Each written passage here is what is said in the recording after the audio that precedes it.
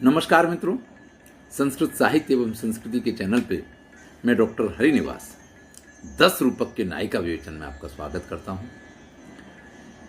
विरहोत्कंठिता, जैसे कि हमने बात की थी परिचय में, अष्ट अवस्थाओं के परिचय में, कि नायक के आने का समय हो गया है और फिर भी नायक जब नहीं आता है, विलंब होता है, तो अति स्नेहा खलुकार पाप संकी, कालिदास की पंक्ति है।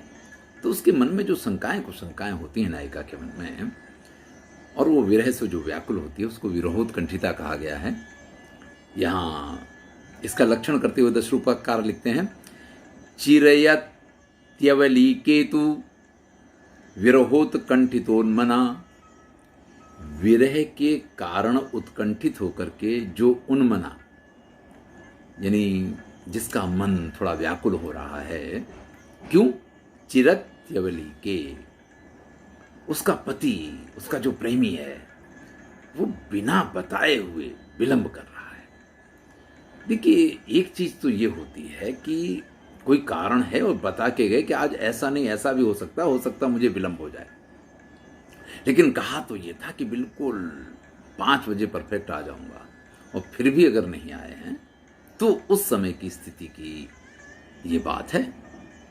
उदाहरण क्या दिया है जरा उसको देखते हैं। सखिसा विजितो वीणा वाद्यै कयाप्य परस्त्रिया पणितम भवत्ताभ्याम तत्र क्षपा ललित ध्रुवम कथम इतरथा सेफालीसु स्खरात् कुसुमात् स्वपि प्रसरति नभो मध्ये पिन्नौ प्रियेण विलंब्यते।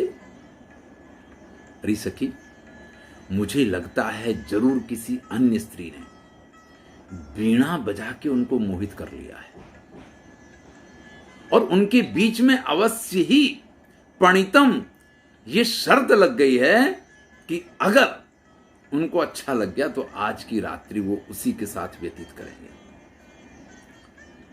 नहीं तो देखो तो सही, ये शेफालिका, यानी जिसको हर श्रृंगार कहते हैं, प्रातः काल होता तो उसके फूल झड़ने लग जाते हैं, लेकिन वो मध्य रात्रि से ही एक प्रक्रिया शुरू हो जाती है। तो कह रही है कि शेफालिका के फूल गिरने लग गए हैं, हर श्रृंगार के फूल झरने लग गए हैं। प्रसरति नभो मध्येपि इंदौ, और चंद्रमा आकाश के मध्य में पहुंच गया है, यानी अर्धरात्रि हो गई है, और फिर भी अभी तक मेरे प्रियतम नहीं आए हैं। अवश्य ही देखिए, उस समय क्या था कि इस प्रकार के व्हीकल्स नहीं थे कि चलो कहीं ऐसा तो नहीं कि एक्सीडेंट हो गया, कहीं ऐसा तो नहीं कि कोई दुर्घटना हो गई। इस प्रकार की संभावनाएं नहीं हुआ करती थी। व्यक्ति अगर घोड़े पे निकला है और एक बार उसने शराब पी भी ली है तो घोड़ा घर तक लेके आ जाएगा।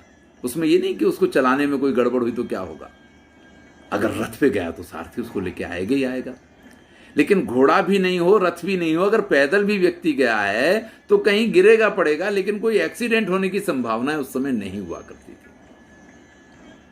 देखिए, उस समय जो बैलगाड़ी वगैरह भी चला करती थी, उनमें भी यही होता था कि व्यक्ति बैठ जाए तो उनको अपने रास्ते पता होते थे, वो अपने आप उस प्रकार के रथ भी उनको घर तक पहुंचा दिया करते थे। अगर उनको चलाना नहीं आए तो भी वो घर पे पहुंचाते हैं। आज की स्थिति हो तो विरह से उत्कंठित नायिका जो है, इस प्रकार के विचार तो बहुत बाद में करेगी। पहले विचार तो उसके मन में ये आएंगे कि कहीं कुछ हो तो नहीं गया, अरे भाई इतने लेट क्यों हो गए हैं, कहीं कोई कारण तो नहीं है, कहीं कुछ उल्टा सीधा तो नहीं हो गया।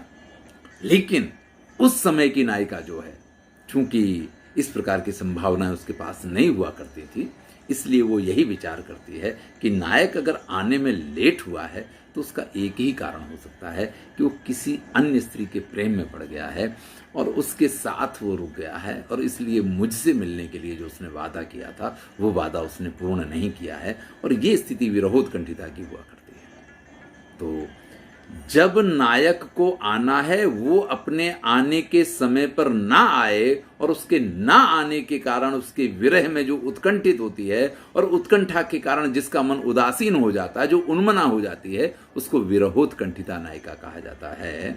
अब इस स्थिति को आप अच्छी तरीके से जानते हैं, समझते हैं, इसलिए और इससे अधिक इसकी चर्चा की आवश्यकता नहीं है। धन्यवाद। मैं हूं डॉक्टर हरिनिवास और चैनल का नाम है संस्कृत साहित्य एवं संस्कृति। अष्ट अवस्थाएं नायिका की हैं, वो चल रही हैं। आनंद लीजिए, मित्रों के साथ शेयर कीजिए।